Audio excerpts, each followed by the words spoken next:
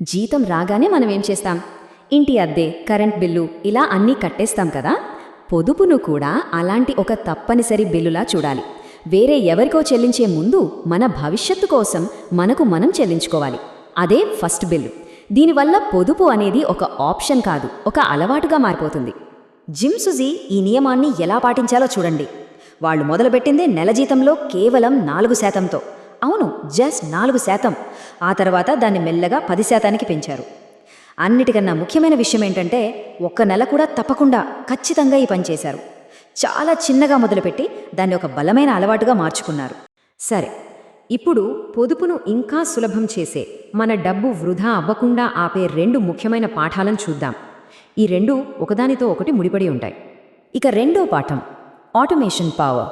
Gym, Suji వాళ్ళ సంకల్పం మీద ఆధారపడలేదు. ఎందుకంటే అది ఎప్పుడూ ఒకేలా ఉండదు కదా. అందుకే ఒక సిస్టమ్ని సెట్ చేసుకున్నారు. జీతం వాళ్ళ మెయిన్ అకౌంట్కి రాకముందే వాళ్ళ సేవింగ్స్ అమౌంట్ ఆటోమేటిక్గా కట్ అయిపోయి వేరే ఇన్వెస్ట్మెంట్ అకౌంట్కి వెళ్ళిపోయేలా సెట్ చేశారు. దీనివల్ల ప్రతి నెల పొదుపు చేయాలని కష్టపడాల్సిన అవసరం లేదు. సిస్టమే ఆ పని చూసుకుంటుంది.